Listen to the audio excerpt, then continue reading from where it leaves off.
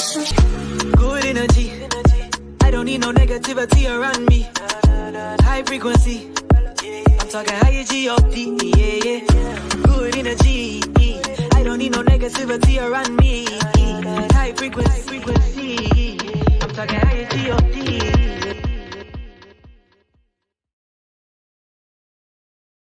Welcome to Girl Talk, a platform for women to speak and be heard. I am your host, Unique J, aka the Survivor's Coach. Before we get started, let's go over some locker room rules. First and foremost, I am not an expert at anything, but I'm experienced at a lot of things. This is a judge-free zone. Jesus is popping to me, not up for debate. With that being said, hey ladies, let's talk about it.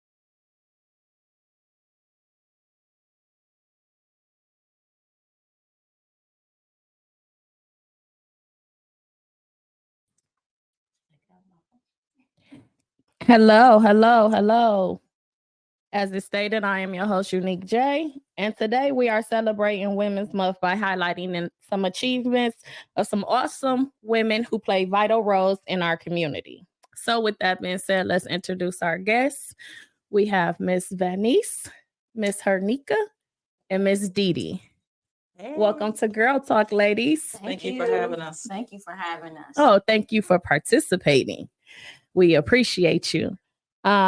Before we get started, we're going to switch it up a little bit than how I normally do. I'm going to give a little brief background of the ladies on the stage, on the platform today. So we have Miss Vanice, who is a city councilwoman and also the administrator and operator of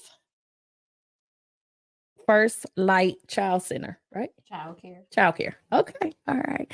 And then we have Miss Hernika, who is the principal of Grove Patterson. And then we have Miss Didi, who is a nurse practitioner. Yes, ma'am. So as y'all can see, we got Black Girl Magic right here for y'all.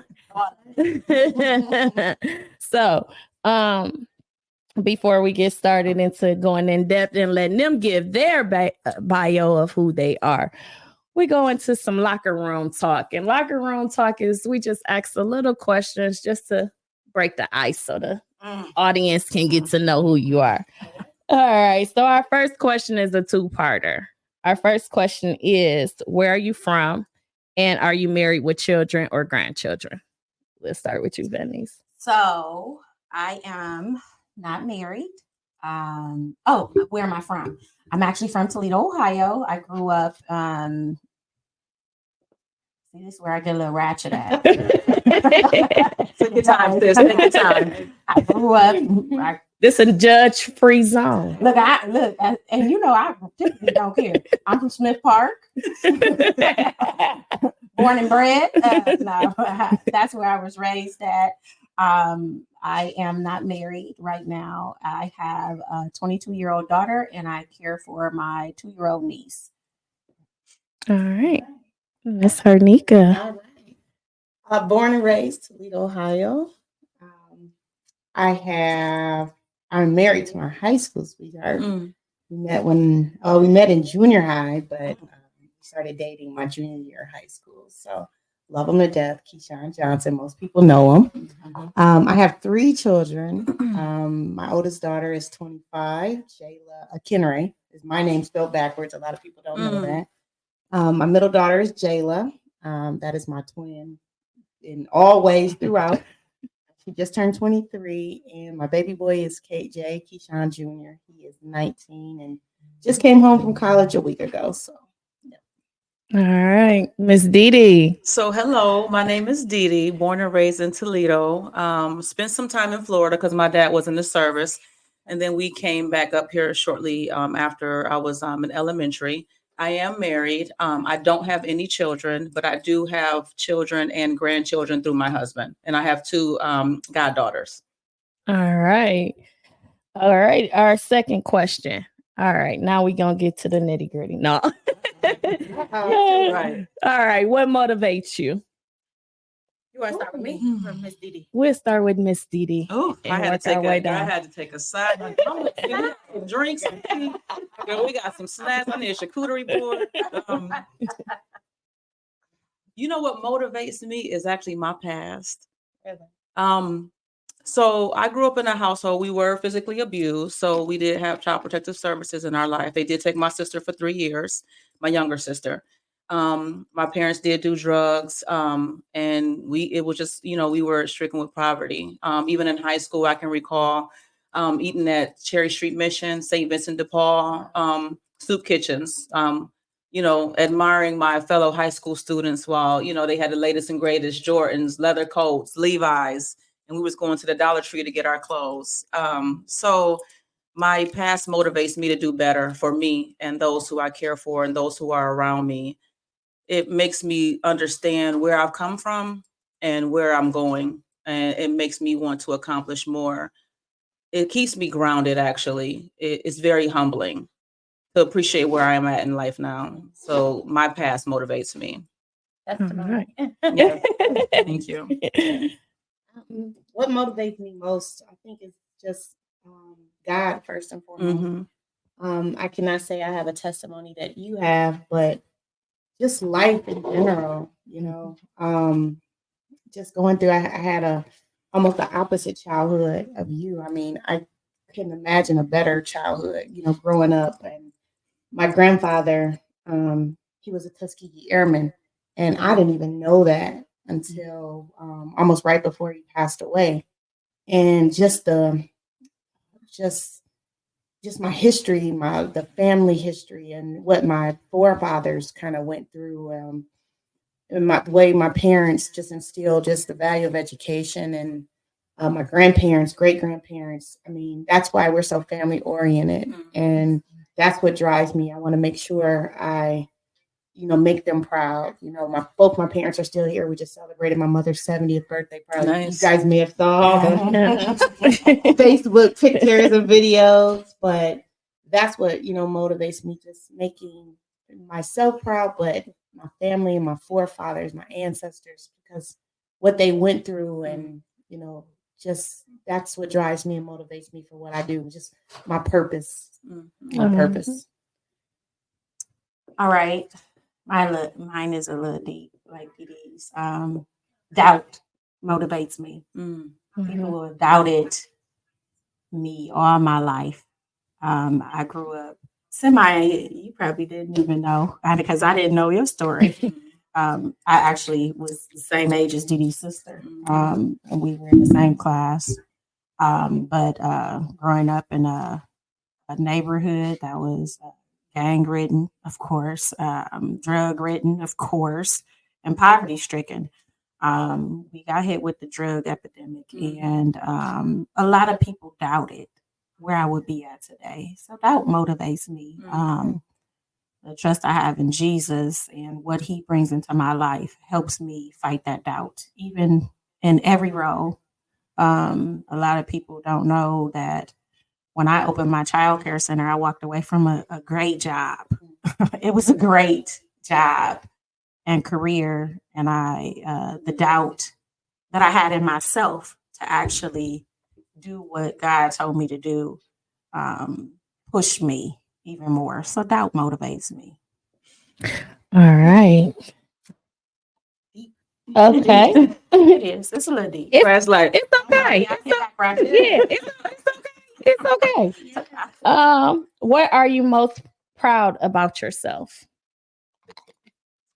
You want to start this way? Yeah, we'll start this way. Okay. So I'm proud. I don't cuss people out every day. Sometimes I do love the Lord. And sometimes I have to go and sit down and repent in my war room and say, Lord, thank you for keeping my tongue. Yeah. Because I be wanting to cuss people out a lot. And I'm just grateful that I get through weeks and days because the fight that I have in me for our community has been heightened. Yes. Everybody know where I sit at. That fight is the fight that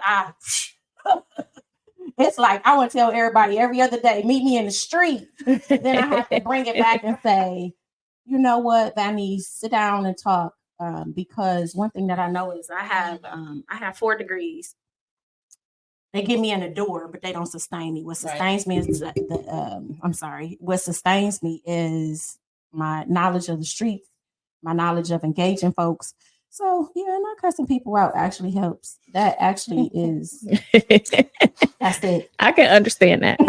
I can definitely understand Hold that. that tongue. I can Yes. relate. Yes. It's growth. It's growth. That's It is. definitely I am something to I be am proud very of. proud. This week I didn't cuss anyone out. I actually sat down and wrote my thoughts out because I was actually attacked on social media by a little person. I saw that. Yep, a little person tried to attack me, but I didn't cuss him out. I didn't cuss, but that's what I'm proud of. God's working. Yeah. Yeah. Yes, every day. Every day. Wait till I see that man. What was the question again? What are you proud of? Me anyway. Okay, so what is I'm I'm just just immediate proud of, overall proud of, where I am today. Okay. I'm alive. What I am most proud of, people don't know this, I was a teenage mom. So I had my oldest daughter, Lily, at 19, so a couple months before I turned 20. But, what people say about teenage mothers, about what they're going to go through. And I'm proud of myself that I accomplished, because once I just realized I was pregnant and said, okay, hold up, do this. I'm going to make sure that I live the life that I want to live and the life of my children, and how I had to work, go to school, and just do that. And oftentimes we just come home and just I go to bed because Keyshawn's family helped and my family helped, and to get through a bachelor's degree, a master's degree, and almost a doctorate degree. What they say, that stigma about a teenage mom. Well, I did way more than that, and so that is what I think I'm most proud of, and to see the accomplishments of my children. How my oldest graduated from University of Michigan. My middle daughter graduated from Loyola Chicago, big time schools.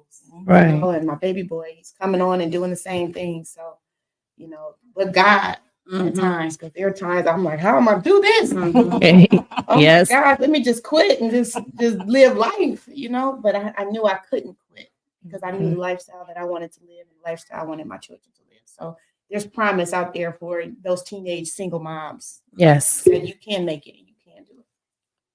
Definitely.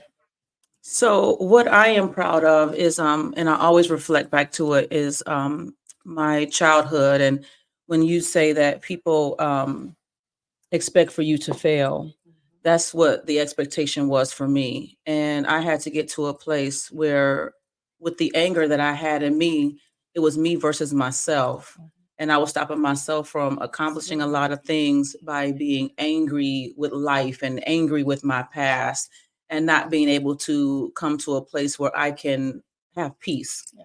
And I was angry with people telling me no, and I didn't understand why. When I understood, I played a part in that why of how I portrayed myself to other people. I had to make some changes. So I'm proud that God gave me a vision through the people in my life. My husband is a vessel for that. If it wasn't for him, to be honest, I actually would not have rolled into LPN school, because I did not see that for me, because I was living my life. I was in these streets.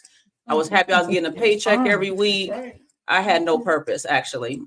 I was just okay living, just living for everybody else and not for myself. So I'm actually proud that I made a plan and I stuck to it, and I persevered past everybody telling me no. There were people that were telling me that I would be an LPN forever, indefinitely. And I surpassed that, being a nurse practitioner in the same place that I started, in the laundry department. I started in the ProMedica system in the laundry department, the lowest paying job in the system. And I saw people that I wanted to be, and I did it. And I superseded my expectations. So I'm proud that I have faith in God's blueprint for me, because He has the blueprint for all of us. Yes. Yes. Amen. We have to believe, have faith, and not be impatient Right. with His timing. So a lot of us are impatient with His timing, and we want to do things on our own, and that doesn't work for everybody. So I thank God for getting me to where I am right now, and just being resilient, and people telling me no. All right. Sometimes you have to do what God is telling you to do, Yeah. and not what you want. Yes. to do. Not what you, no matter how you Yes. look. Yes. Yes. No matter how you look. I think we all had that testimony. We want to do this, and God is Mhm. like, no, Mhm. listen, I'll show you. He'll show you why he's saying no. Yes. And then you yes. see it later Yeah. on, and you're like, I see God. Yeah. Mhm. I was just patient. Be Yeah. patient. Be patient. And listen. And Yeah. listen, yes. Sit your butt down somewhere. Yes. Yeah. Yeah. Yeah. Sit down. Many times, yes. Well, before we continue, we're going to go to a quick commercial break, and we'll be back. Yes, we got commercial breaks. We got commercial breaks.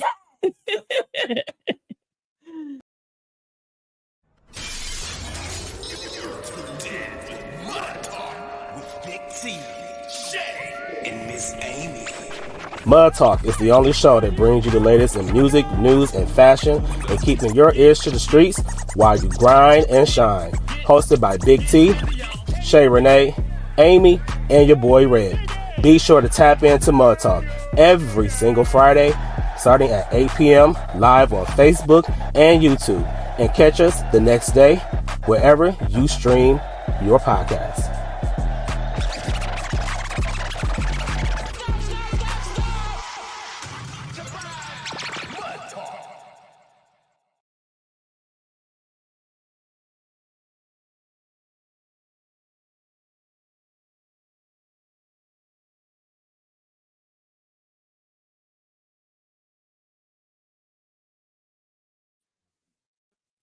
All right. Welcome back. Welcome back from our quick commercial break. Commercial. Yes. So proud of you. She's so high class. Thank Yeah, you. so precious. I'm so proud of myself be. because this guy got me sitting right here, I y'all. remember we ladies. was talking about this when we were doing the stand up at Scott. Yeah, if you go back to my first ones, you will see the jitters. I'm comfortable now. I'm in my element now. Yes, ma'am. Oh, all right. So let's what's our next question? Oh, why did y'all choose the field that you're in? Well, I can go first. I already said my husband recommended. He was like, you know what? You got personality.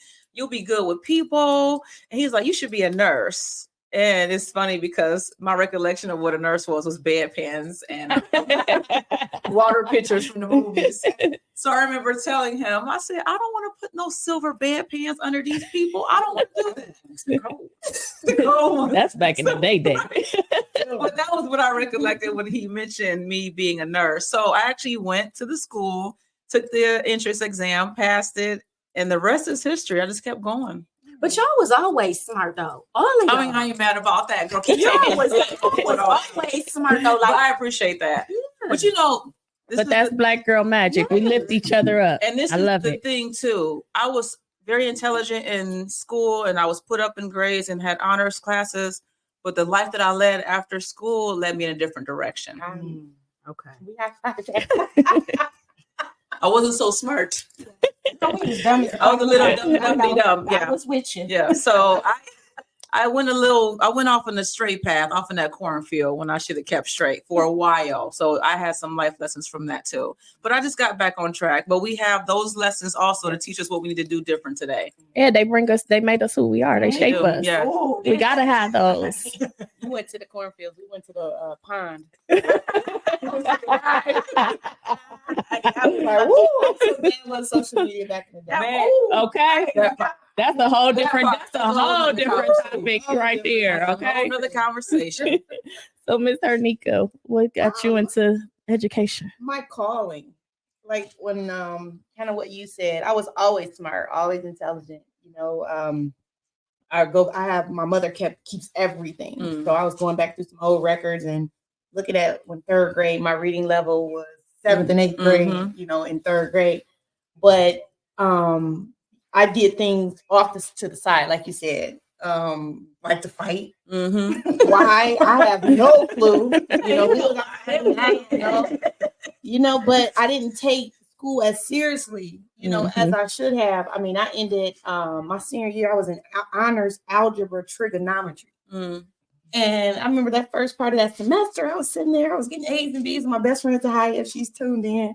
That second half, I said, oh, I ain't doing this no more. I just sat in the front of the room like, why am I even here? But, you know, I just knew, you know, like I said, that God's calling. We keep Mhm. talking about it. He was always in my ear, like, you better than this. You Mhm. better than this.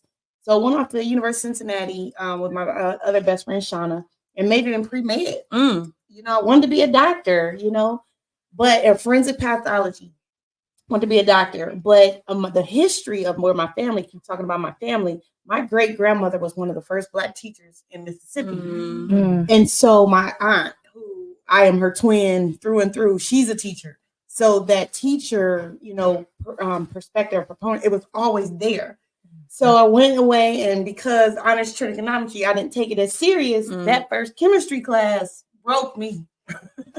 Broke me. I had to tell my parents, "Oh, I flunked chemistry," you know. And I was like, you know, sometimes it's like, is that what I'm here for? Is I Mm. really? And I sometimes think God may have said, "You're gonna flunk chemistry because that's not what you're That's what supposed to be do." doing. Mhm. So again, that summer, you know, I ended up, you know, getting pregnant with my daughter and came back home and said, what do I really want to do? And I said, I want to make a difference in kids' lives, but I don't, I'm a First 48 type person. I want to watch First 48. I'm watching all those shows. And I'm like, if I see a kid Yes. dead, Mhm. I think I'm done. Mm. I think I'm done. I don't think I could do that. I don't think I could see a kid, you know, in that perspective. So I'm like, you know what, let me do what I should have did anyway. Could have saved my parents a semester or a year of college, you know, taking those classes. And I said, I'm gonna go and do what God wants me to do and my calling. So that's my purpose in life. So as I move forward, and I think that's why, you know, I do what I do. And the kids, I relate so well to the kids because when I see them doing making poor choices, I'm like, I did the same thing. Mhm. You know, Mhm. elementary school, I would say I was perfect. Elementary, junior high, a little bit. That's where I met you at. And get to high school, lose your mind. Right. You know? But I think that's why, again, I relate to the kids so well because I have made those poor choices. I've Mhm. made some good choices. And I'm able to talk and influence my students and my children. I call them my babies. Because I can say, you know what, just because you made this choice today does not mean that that's going to dictate your path later on. Yes. So again, I love what I do. And another thing, my grandfather, you know, I always talk about quotes. He said, find something you love to do and get paid for it. Mhm. My husband and I argue all the time because he's a principal as well. And I'm like, if I hit the lottery today for millions, I would stay at work. Mhm. He said, you crazy. I'm serious. Now, he would too. I know. I was just about to say that. He definitely would too. I'm like, I would literally do this for free. I would Mhm. literally do this for free. So I love what I do. I love going into work every day. I love seeing those kids, you know, my relationship with my families, you know, the teachers. I mean, I just love what I do. So thank God that God got me in this position to make a difference in kids' lives. So Mhm. Well, when you love what you do, it's not work. it's not Mhm. work. It's not It's work. not work. It is not work. And people sometimes think you're crazy. I'm like, it is not work to me. You know, Yeah. I walk in laughing and smiling Monday through Friday, you know, but that day when it hit you, they're like, oh, something wrong. That smile on their face. But yeah, absolutely. It's my purpose. And I'll definitely do it for free. All right, Miss Venice. So mine is a little different. I've always wanted to be a teacher. I've always wanted to work with kids, but I never had anyone around me that could be like, or I didn't listen to those that were around me because the negative always outweighed the positive.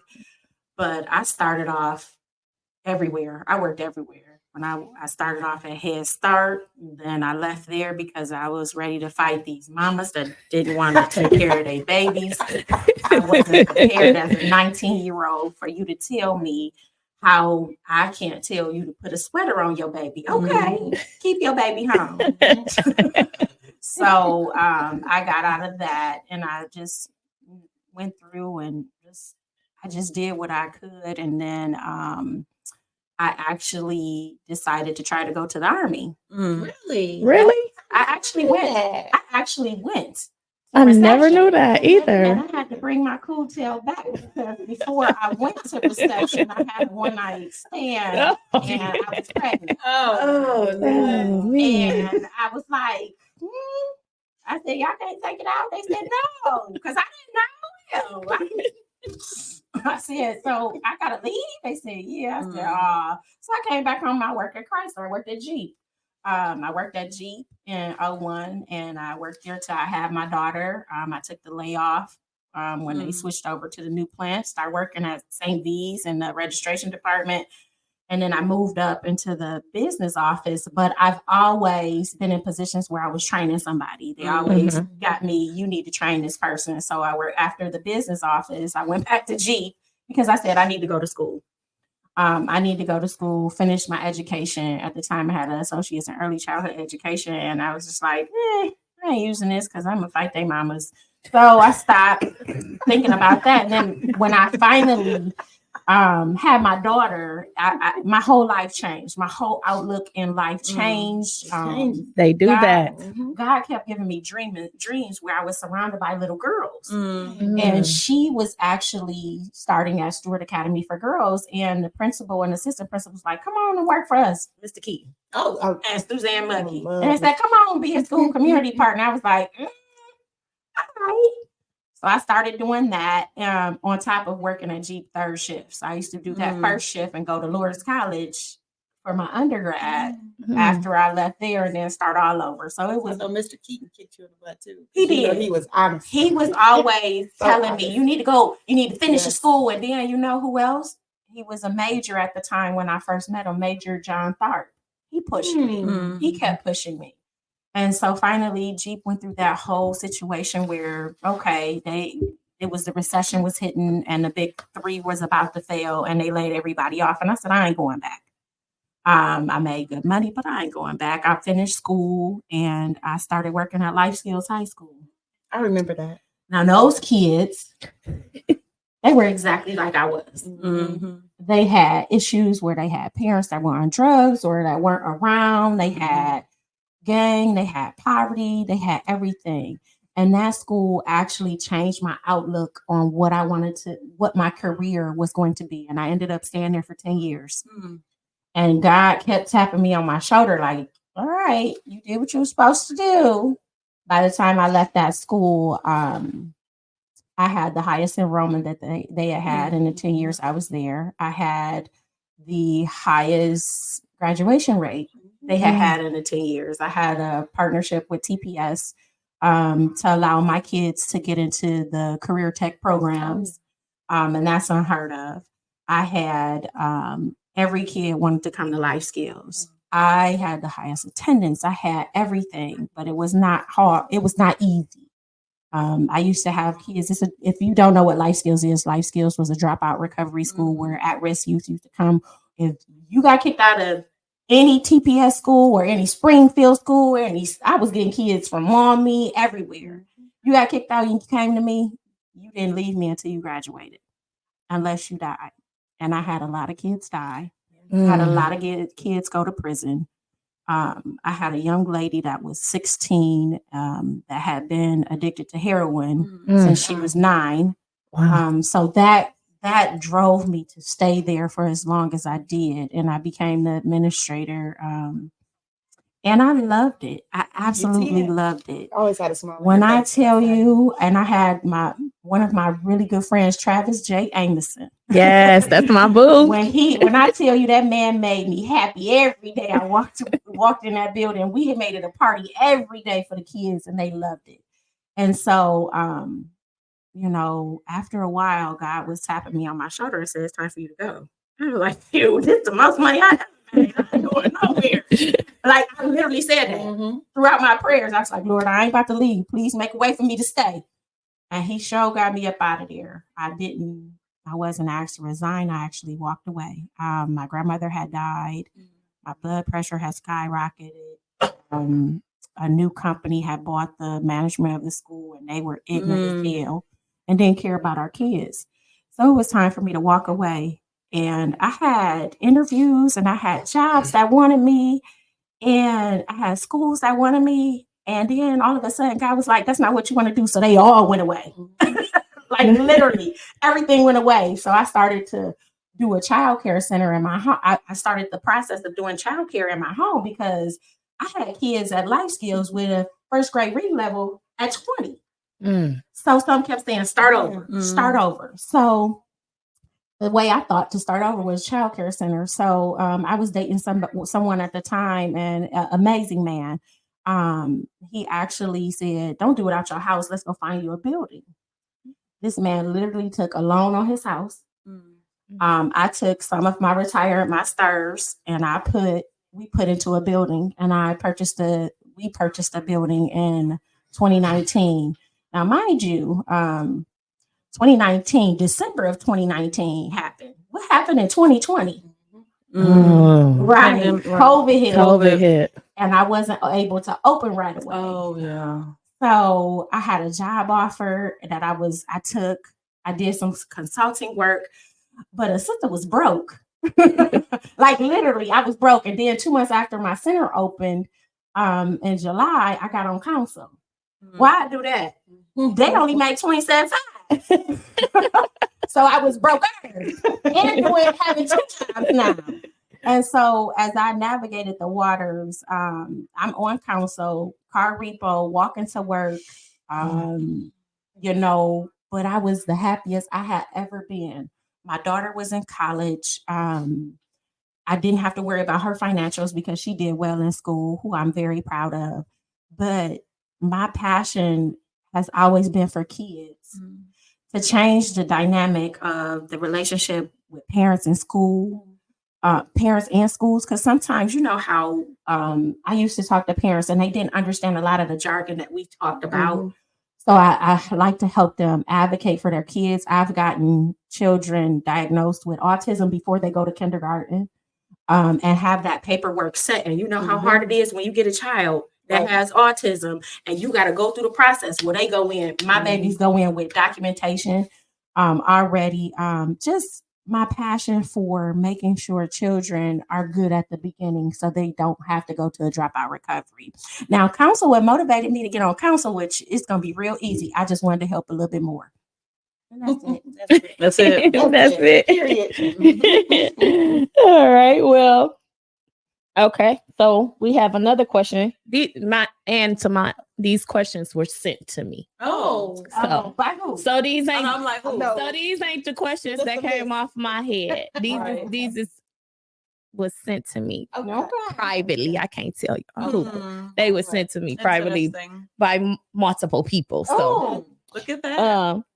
Not to y'all directly, but just things they wanted to know. So our next question is, as a professional woman, how do you balance work and personal life? I'll go. We'll start with her, Nika. Right. That's something that I struggled with for the longest, especially first getting into the profession, where I wanted to go. And then my kids were, Mom, I need you. Mom, I need you. That was tough. And sometimes, again, God has said, either you're going to slow down, or I'm going to make you slow down. Mm-hmm. Go ahead. And you're like, okay, I'm still get it. I'm going to slow down. No, either slow down or make you slow down. Mm-hmm. So for me, it wasn't until maybe 2017, around there, I fell at work and broke my leg and tore my leg, everything up. I was off work. You were down for a long time. I was down for a long time. I had maybe 5 surgeries after that just to repair it. And it was like a woosah moment where I was just going, and you didn't realize that life was passing by, and my kids were going away to college, and I'm thinking, I don't remember this. I don't remember that. Oh my gosh, because I'm just going. And depression can set in, and you don't realize what depression is, So that was one of the reasons that I just kind of said, let me slow down a little bit. Little bit. And then just a couple years ago, a lot of people don't know that I got really sick. I was on a feeding tube for a couple months, and God kind of slowed me up again, saying, put me first. Yes. Put everybody else first, family and everyone else, and your job and this and this. And, I was sick, and I didn't realize how sick I was, that I could have checked out of here. And now it's like, I'm okay with leaving work and just say, it'll be here tomorrow. Yes. I'm okay with saying, let's go fly to Florida this weekend. Let's go do this, because life is not promised. And, we shared right before this that I lost my nephew last year at 17, and that hit home.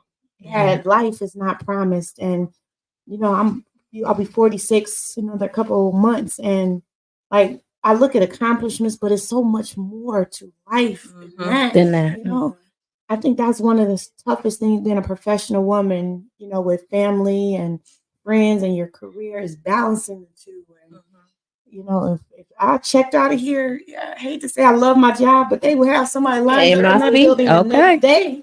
You know, so just taking that opportunity to just, you know, understand that life happens and it's okay to call off. It's okay to, you know, go on this trip, take your family here and celebrate your mom's 70th birthday party. And, you know, because you always say, I'm going to do it. We're going to get together. We're going to get together. And you're getting together at funerals. You're getting together at, you know, this. And it's like, what if? I don't want to live a life of what if. What ifs? A life of what if. So I'm like, I am embracing that and, you know, change how I look. You know, got heels on. Before I'm wearing tennis shoes all day. You know, I'm like, just embracing life because before we know it, it's going to be over. You know? Yeah. Yes. Love it. So it's interesting. She said she had injured her leg. So back in 2013, I used to go to Extreme Results like religiously. And if you're familiar with Extreme Results, you don't wear shoes or you don't wear socks while you work out. So of course you come into sweat and other bodily fluids, whatever they may be. So I want to know what. So I injured my knee on a stepper, slid off some sweat, tore my ACL and my meniscus. And at that time, I was a travel RN up in Michigan at Henry Ford, and I was busy. And then I had another job, you know, busy, trying to get this RN money. It's not going to be here forever. Let me get this money. God was like, slow down, because it's something else you're supposed to be doing. Yes. And I didn't see, that was another time I was angry. And when she talked about depression, I didn't, you know, I know what depression is because I learned it in school. And sometimes you can see it when you're dealing with people. I was depressed. I felt like those four walls were caving in. And I'm like, I'm a registered nurse in the emergency room. I have a responsibility after my knee. I was thinking on this level, I'm not going to be able to walk the same. I can't run. I can't skip. I can't hop. I'm a block from Ottawa Park. Will I be able to go to the park again? I was at my lowest. I was looking for jobs that I knew I didn't want. I don't want to be a DON of a nursing facility. I don't want to do home care because I can't, my personality isn't robust in that environment. But I was like, it's a simple job. I won't do a lot of this and I won't do a lot of that. And I was so depressed, I didn't know which way to go once my recovery was done. But at that time was when God was like, you have a bigger purpose on a higher platform. I actually registered for NP school that year. After I recovered, I was still doing travel nursing. I didn't have the other job outside of that. I just kind of put more into my schooling and I maintained the job that I was, you know, I had at the time. And I went to school and then I graduated a year and a half later. And that's where I have the job at now. So the job I have now is demanding. We see over 100 patients a day between 3 providers. Sometimes only 2 of us. It is very difficult dealing with different personalities. You know, I'm running from room to room and I have to make sure that everybody gets what they need during that visit. What I've learned is I feel bad when I do call in because I know how how short staff will be and the detriment it'll be to everybody else. So I don't like calling in. I do everything I can, even if I'm ill. Unfortunately, I go to work, but I protect myself from everyone else. I learned not to pick up shifts when I'm getting that text message. Like, you come into work. Do you want to work? I'm okay with saying no now. Telling people no. I don't, you know, in my personal life and in my workplace, no, I don't have to go. I don't have to be invited. Go have fun without me. I'll get the next one. I don't have to be everywhere doing everything because that's my piece. Me staying at home, whether it's Netflix and chilling with my husband, girl, not doing nothing in my robe all days. I'm okay with that. It's the power of knowing the boundaries. Yes. The power of knowing the boundaries. Yes. And I used to be like, I have to go here and I have to go there. And she invited me, so I have to come. I don't have to come. No, you don't. I'm 47 years old. I'm gonna sit my black tail right over here, right in the house that I'm paying this mortgage for, and be okay. And be okay. And be okay. And be okay. And that's my peace, and I'm Yes. okay with that. I was telling somebody the other day, people want to sit on boards and all these organizations. And I'm like, you don't have to. Tell people no. You don't have to be the main friend. Be okay with that. Yes. No.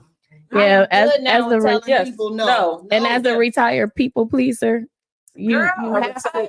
I'm quick to say no now. Yes, Retired people pleaser. No, get somebody else to do it.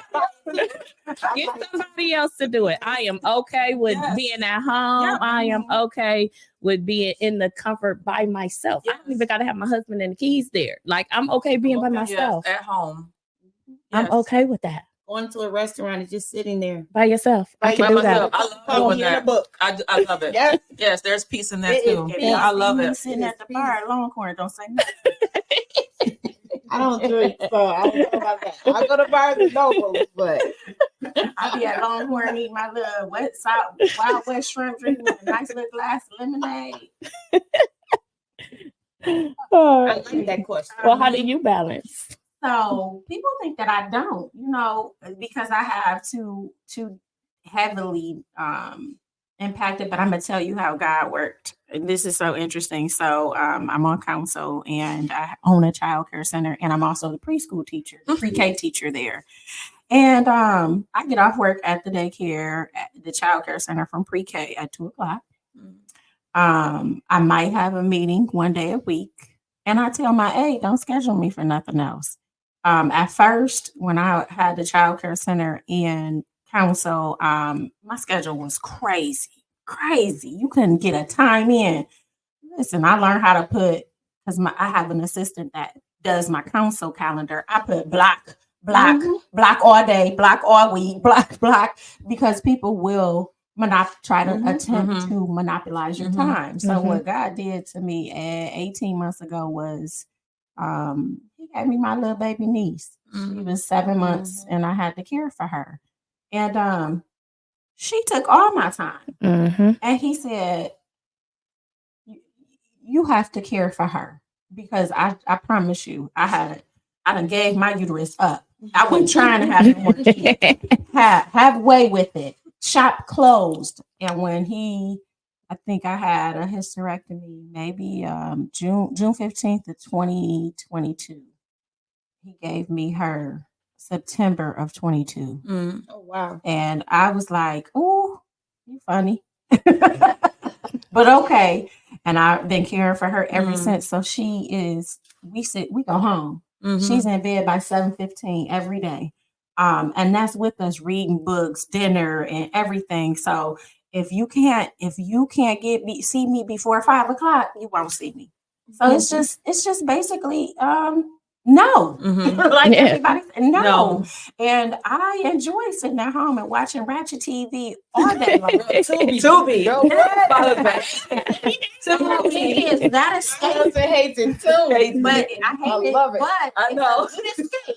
Because you'd be like, oh, y'all took the time to make that. And y'all put Right. money towards it. But Right. I appreciate you saying no, because my days used to be so long, from 6 a.m. to 10 p.m. and I just couldn't do it. I couldn't do it.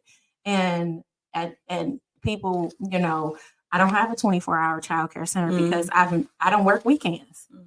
I'm not keeping your kid at 10 o'clock at night because I don't want to see my kid at 10 o'clock at night. I love children, but it's a limit. So, just saying no. The balance is, I think it comes with season. We are seasoned and giving up too much of our time to other folks, where you can ask somebody else to do it. Right. Get somebody And there else are to other do people it. that will do it, but they know they're going to fall back on you. Yeah. You're always going to say yes. Yeah. You're And always going to say yes. I had to have that balance, because I remember just a kind of similar story to you guys. It's so crazy how our stories are so similar because in 2011, I was doing everything for everybody. And I had just buried my uncle and I had got stricken with a horrible headache and come to find out I had meningitis. Oh, wow. And I was in the hospital for 20 days and I couldn't take care of my daughter. My brother was living with me with his daughter and it was a struggle and I thought I was going to die. And it's just like, sit down and prioritize you and I's relationship. And all I did in the house was like, please, Lord. And it was a situation where one of my good girlfriends, while I was in the hospital, had lost her child's father. And I couldn't get to her because I couldn't even walk. I couldn't talk. I couldn't move my arm. And I couldn't get to her. And all I could do was pray because he says, lean on me for everything. And that's what I had to do was have him send the people, the angels to help her. But I also definitely have to give a shout out to my girlfriends. They give me peace. A lot of people say your soulmate is a man. No, my soulmates are my friends. I love my friends and what they give to me as far as balance. You have to have someone to balance off of as well, bounce things off. And some people need to check you. Okay, Yes. you're doing too much. Yes, you do need that. And I have one good friend. She's a therapist, Leslie Gray. I know Leslie that. Gray is my therapist and my best friend. But she's one that checks me often on what I'm not doing for myself. So I check her too. But you need someone to actually that understands when they look at you or they hear something in your voice to say, okay, you need to pull back. And she does. So I appreciate that type of relationship. I have other friends as well, but that one will check you. And that's what you need. I think that helps balance it out too. Yeah, because we get so caught up in our titles of mommy and wife and sister and cousin and daughter and all of that we forget about us. Caught up in wife. I ain't got no husband. You know Little who does think that for tank. me? My two daughters. They tell you, look. Oh yes, my daughters will check me. Say, Mom, that's trauma. We need to have a family meeting. We need to have this. And I'm like, back in the day, we didn't do family meetings because I said it and this is what was going to be. But Now they grown. now they grown and they said, Mom, we need to have this conversation. They said, Mom, that's not right. And we have the saying in our house, stay rapture ready. So our little group chat is going off now. And I'm like, okay, they'll send a picture or we'll send a meme or we'll say this and we'll all somebody respond. Is that being rapture ready? We're like, no, let's delete it. No, can't say that, can't do that because we're not staying rapture ready. So That's dope. Yeah, that's good. That's good. That is good. Yeah. My kids, now that they older, they will check me. it's like you would be raised good, great Yes. kids. Yeah. And they'll be like, she ain't your friend. No. And I'll be like, hold on, wait a minute. Let me tell. She like, nope, she ain't your friend. And then later on, I'll be like, okay, you was right. Well, whatever. You still got to be the parent. Like, oh, okay, whatever. But yes, they do. So our next, it says, have you experienced tough times in your career journey as a woman? Hell yeah. Who want to tackle that? I start. Okay. I was about to say, girl, go ahead. Let me tell you. Now, here's the thing. As a Black woman, we got two. We got a Black and a woman. Yeah. Let me tell you. I you know what? I totally embrace my angry Black womanisms. I have no problem if you think I'm an angry Black woman because I am. You will not treat me any kind of way. I am a woman that has been. You want to pay me less than this man, this white man that was in the same role as I was, but didn't do half as what I did, didn't have the education level as I did, but you're going to pay me half. We're not doing that. So I had to fight for pay. A lot of times on council, I talk to people and they feel like they can throw little inappropriate conversations in. Like, I don't give a, like, I'm cool, but I ain't that cool. Sir, I'm celibate. And if I wasn't, you wouldn't be it. So those things have been a problem thus far, but I stand my own. I will be an angry Black woman, so you don't have to come anywhere near me. And I embrace it. I have, because people don't understand the difference between anger and passion. I'm going to let you go ahead and think that I'm an angry Black woman, but I'm going to make sure I hold firm on my passion. Mhm. You will not talk to me any kind of way. I'm gonna fight for equal pay or more pay because I'm more educated than the man that was my predecessor. Honey, they tried to dog me. I'm a whole high school principal and you trying to pay me what? No, sir. We're not doing that. So I had to fight for that pay. And I have to tell people you have to teach people how to treat you. And that's unfortunate. Unfortunately, you do. It's unfortunate that I have to teach you to treat me as a human being, one, and to treat me with respect. So accepted the disrespect. Right. And I'm done with it. Mm-hmm. Done. I will trick somebody in a heartbeat, just like this little man. He just want to attack me. Honey, sir, not on your best day. Because if I see you, your face gonna be red. It is gonna be red. For me, it's more like you said, we accept the disrespect because we don't want to offend. You know, but you know, that's something I'm teaching the kids at the school. You know, stop teaching us to be a victim. Right. And sometimes we victimize ourselves, you know, and teaching my daughters and my sons, stand up for yourself. If we don't, and I even tell my staff, we don't address it, we accept it.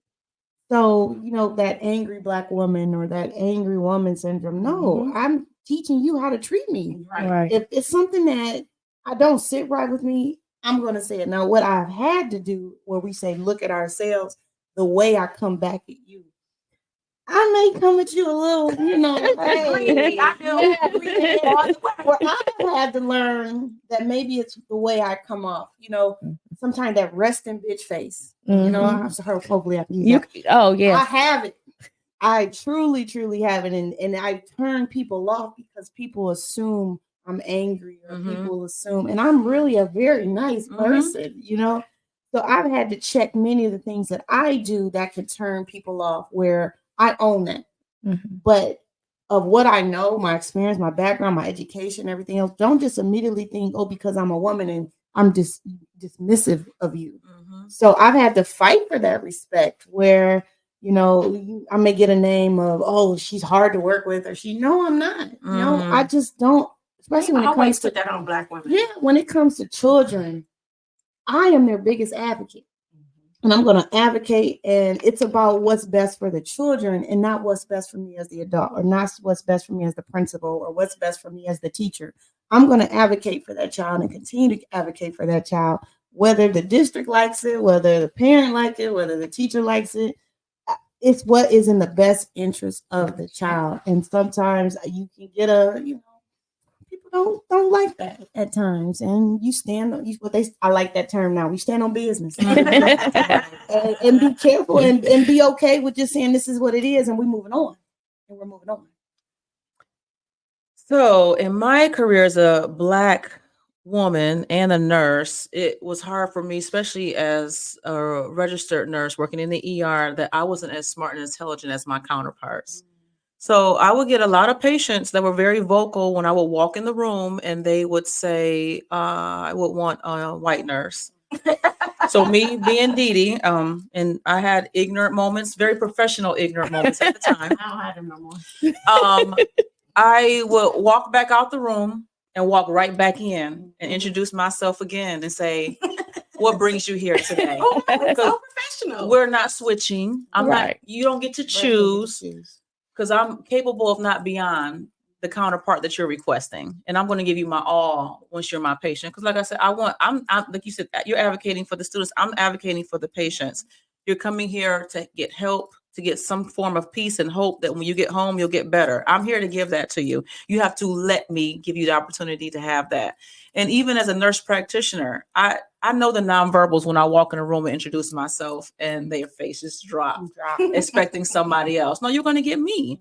And I'm going to give you the best experience possible and give you me at the same time. But give me a chance. So it's hard earning respect in this field as a Black woman, as a nurse practitioner. I was the first nurse practitioner in the urgent care environment at ProMedica, the first Black provider. We have 2 or 3 now, but I am the first one. Give me a little respect. Put some respect on my name. Put some respect on my name, okay? And they probably love you, sis. Oh, they love me. They love you. But you know what's I want her. I want her. And that's the thing. I'll get patients and they'll be like, I came the other day and I'm thinking, girl, why didn't you get seen? Because why are you here today? Right. And they be like, you weren't here. I'm like, oh, here we go. But that lets me know that I'm doing something right. And the same thing you said, a lot of people look at me and they think I'm mean, I'm not approachable. She's always angry. And I don't curse, but I have the resting face too. And the Botox doesn't help, honey, because I get that too. Oh, God. But And we're going to get into that in a minute. and we will, and we shall, and we should. But they're like, I demand. So when I work with someone, I know what your scope of practice is. I know what you're capable of, and I want you to go beyond and above that. So when you're doing the bare minimum or mediocrity, I can't accept it because I don't do it. So if I have to be held accountable, I want everyone that I'm working with to be held accountable. So I get a lot of people who don't want to do their job. And when you redirect them, they get offended because we're all grown. You can't tell me what to do. But it's You have a high standard. I have a high standard for high you. standard. Like you should have a high standard for yourself. But I had to work on my delivery. Yes. So Yes. I had to pull back and say, Dee Dee, how did you deliver that message to where they didn't receive it? So I had to work on some things too. And it's a little cushion in what I say at times, even though I don't want it to be. But in order to get what I want, I had to compromise some things, but not compromise myself at the same time. Right. But you do get the common thing that we are always the ones Yes. that have to think about what we're saying or thinking about how we move and Yes. maneuver, where they don't. They don't. They don't. They don't have to. And everybody knows who they are. They don't. Let me say this though, I think we've all mentioned God, and we've all mentioned we have to do it in a godly way. We Mhm. do. Yeah. And We there's do. times because we talked about curse. I gotta work on that. That's what I pray on. You know, I'm but right in with a, you. in a godly this way. subword. I'm right with you. Godly way. He's still So working on it. I Yes. realized when I had to take a step back, I wasn't doing it in a godly way. That's going to Mhm. impress him. So Mhm. that's where I've had to say, let me change of who I am, because before it was like, am I doing it for the man? Am I doing it for this person? Am I doing it for that person? WJD. Yeah. And I'm like, no, I'm doing it for God. Mhm. And am I giving him glory? And if I'm not giving him the glory, I got to change what I'm doing and how I do it. So that's why the delivery had to be different. Mhm. And then it came to a point I didn't care who it's like, okay, well, I don't really care because I know I'm doing it what's right. Right. And And that's what's where you right. that's where you come and you're like, okay, if I did it right, it's not me at this It's not point. Right. me at this It's point. No. you. And I can't keep tiptoeing around Around you. because Yes. you You're uncomfortable. are not. Yes. Yeah. Yes. Us as Black women always have to make others comfortable. Yes. That's just I what know. we have been I know. asked to be. That's, And that's our historical narrative. and it bothers me that, in our trying to take care of everyone, trying to make sure that everyone understands us or hears us, we still get the angry Black woman. Mhm. We still get the resting bitch face, Mhm. even though we just looking at you. Mhm. I'm just looking at you. Mhm. But sometimes I am a bitch just resting. And and since I left the high school and I work for Vanny Sheila Williams every single day. Look, he's always laughing at me, but I work for Vanny Sheila Williams. I don't work for anyone else other than in my other position. I work for the constituents of Toledo. And sometimes I have to even take a step back with that. Like, hold on, you want me to come do what? And I talk crazy to people because they talk crazy to me. But I just, as a Black woman, I want to stay true to who I am. Yes. And understand God has brought me through way too much, and because I'm not about to make you comfortable all through the time that you engaging with me. Yes. If you're uncomfortable, that's because God may be speaking to me to make you uncomfortable. That's a you Okay. problem. That's the way we grow. is being Yes. Yeah. Being uncomfortable. Look, listen, I've been comfortable several times, and that's throwing me right up. And I'm walking to work. Home comes. Walking to work. Listen, I was broke. I'm all like, okay. Listen, I was on the phone with Dr. Whitman. She was my colleague at the time. Shout out to Dr. Whitman. That's my girl. So I used to call her at 6 because we had 6 o'clock phone conversation. She's like, what you doing? I said, walking to work. She was like, don't you trust that girl? She said, where you car? I said, they repoed it. Honey, I'm broke. What? Yes, ma'am. Yes, Vanny ma'am. Williams is broke. Right. Listen, broke. She said, girl, I'll come get you. No, you're not. I'm 17 minutes away. I got my gun. You all right. Oh, girl. It's rough. So When I from got that, into it. let's go to because everyone up here has had a testimony. Everyone up here has gave a story or a testimony of what they've been through to get to where we're here. Mm. If you could go back to your younger you, what would you say to your younger you? Move. Don't Girl, that part. Move. Get out the way. Go ahead, girl. Put the blinders on. listen. He ain't it. He ain't it. XX. Look. Look. Alarms. Fire. Right. Sirens. Jesus. What would we say to our younger self? Whew. Who wants to be the first one? Dee.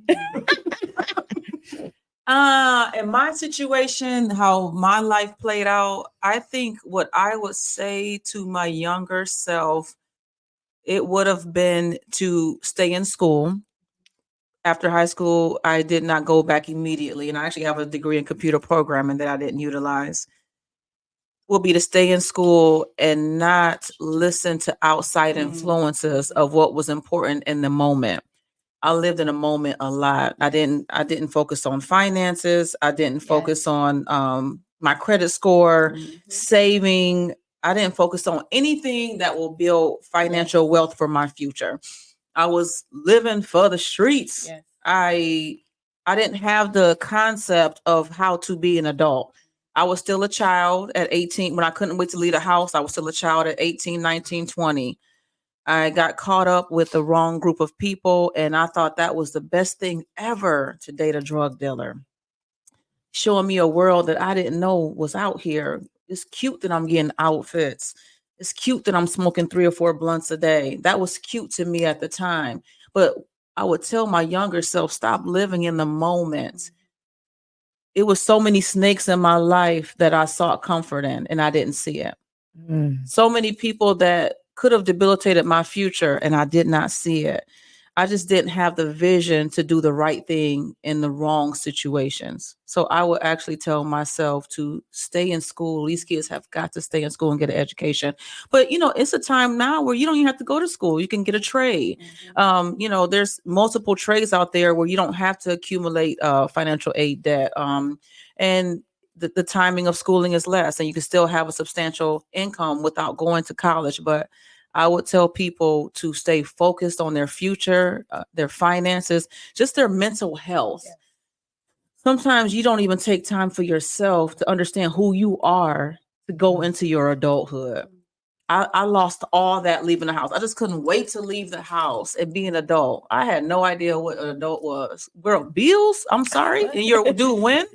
I don't have no money, and I don't know how to pay it. And, you work in these odd end jobs with no end.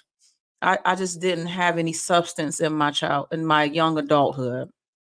And I wasn't even in church like I should have been. I fell out of church. So I didn't have any guidance from him, no matter what he was throwing in my vision. When she said she was having dreams from God, I had plenty of dreams from God. I had a dream from God that we were going to get raided by the police and I was going to go to jail. It happened. I had a dream from God that I was going to be involved in a home invasion where I was pistol whipped and duct taped, held hostage for 2 hours. It happened. So I had dreams of him speaking to me. I just wasn't listening. I wasn't listening. Shout out to you. You're just gonna breeze over that computer programming. I think that caught all 3 of us because we all kind of looked like we're like, what? Like, wait a minute, I didn't know that either. It's a lot. I'm a little Lifetime movie, but yeah, That's testimony. That's Right. message. Right. Miss Herney. Woo! I would say just slow down, enjoy the moment. Forgiveness. I have a tough time with forgiving. That's tough for me, and that anger that builds when you don't forgive because people have wronged you. Yes. Make peace with people. Yeah. I think sometimes we can get caught up in our own anger that we forget to live, and we forget that we're human too, and we've messed up. Yeah. But you're so focused on somebody else messing up, or life has passed you by, and you still mad, you still pissed off, Yes. And that I think that took away a lot from me early on, and just wanted to do too much. Wanted to be, the head of the household, My husband been there, but I want to run the household. I want to be the one in charge, you know, but allow him to lead, you know, and I think our relationship, you know, has grown because I've allowed him, you know, to lead. I'm that wife, and people may want to hear it. I fix his plate. Oh, I do too. I'm okay with that. Bring the Can't wait drink. to fix Bring all the that. drink. I'm She ready. said, look, she can't wait to fix the plate. I'm ready. I think we had that dominant Black sister, that dominant woman. No, sometimes and my parents have been together for years, and my mom, you know, I won't say worships my dad. She give him the business now.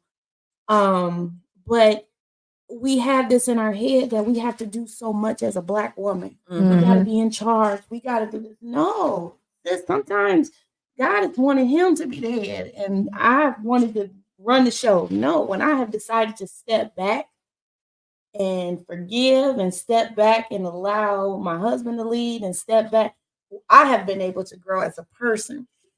So I think looking back now, you know, again, I'm 46. I keep saying that because I'm close now to 50. It's okay. If I would have done that early on, many of those roadblocks where God is saying, just be still. Oh, I can't be still. I got to do this. Be still, be still, be still. If I would have just listened to those voices in my head and listened to that, I don't think many of the roadblocks that I came on would have happened. If I would have just sat back and just said, sis, just listen. Stop being stubborn. Stop being stubborn. Just listen.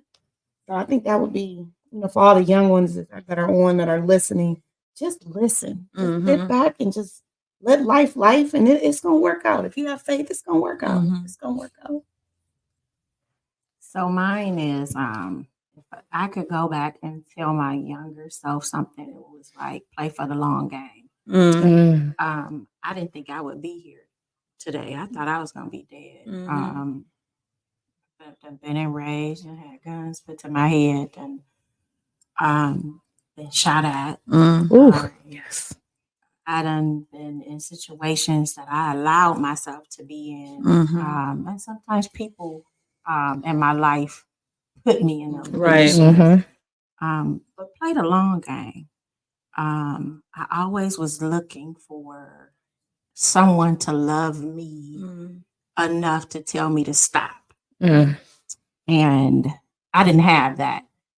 But I always, when I worked with my kids at the high school, y'all know that was my favorite job I ever had. That was the best job I've ever had because I saw myself so much in my kids, and I will always tell them, play the long game.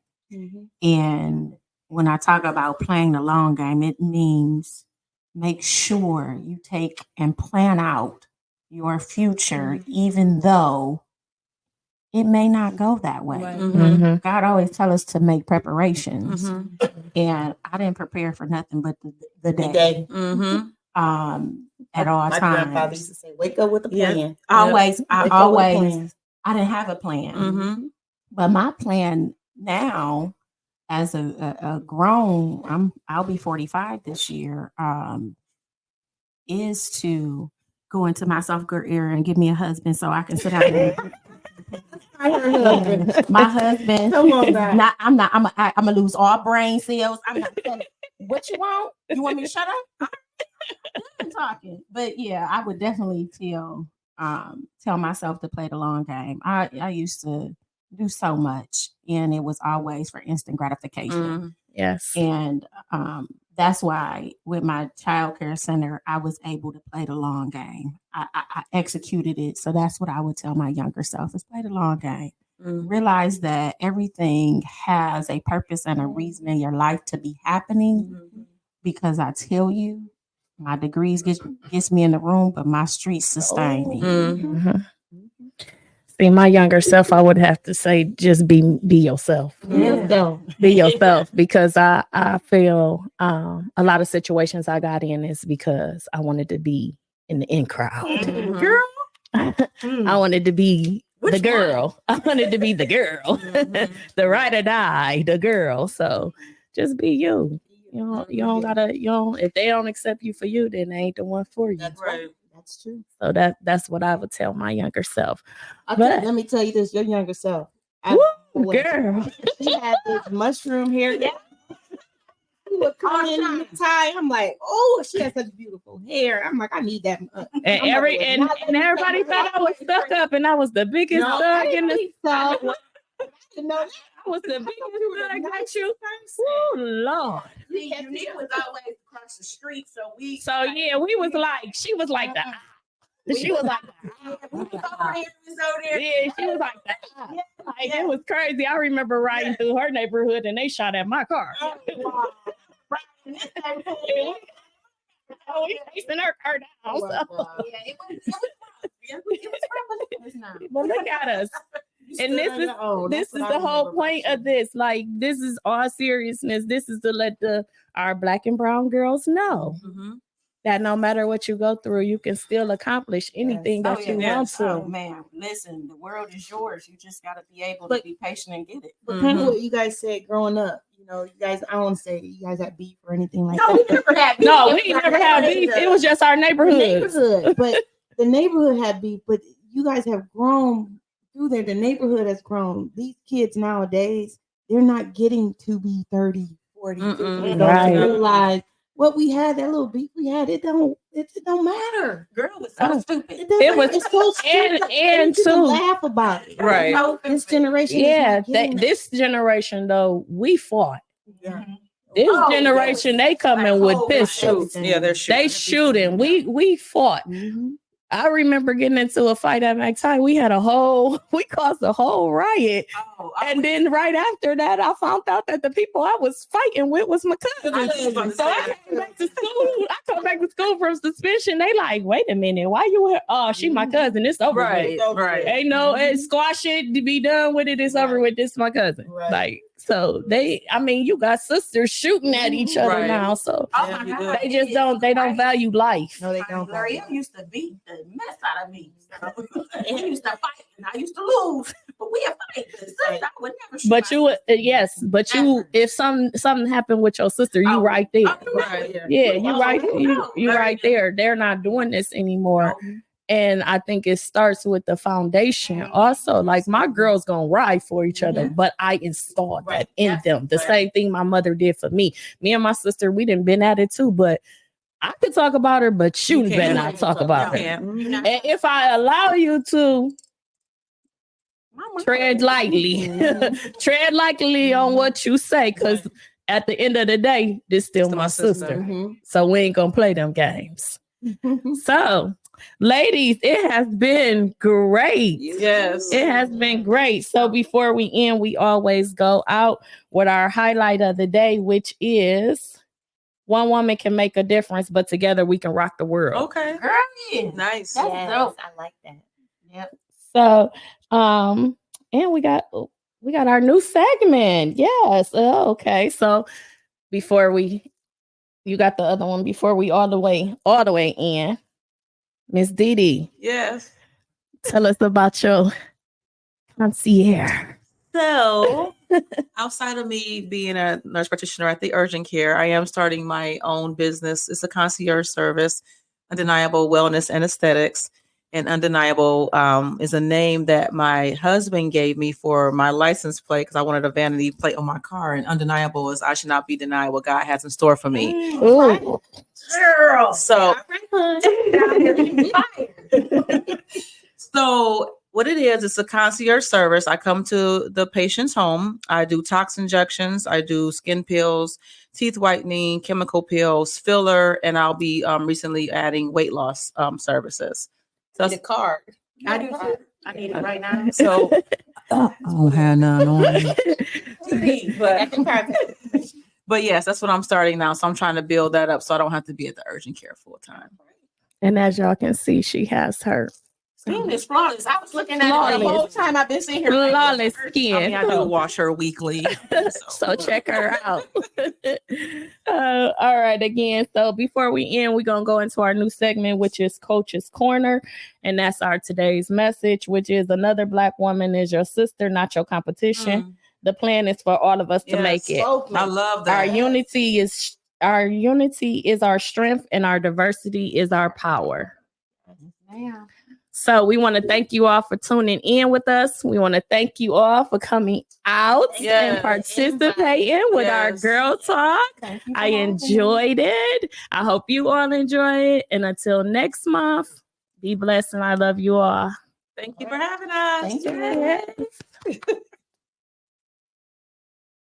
The girls are talking. Everything you what the girls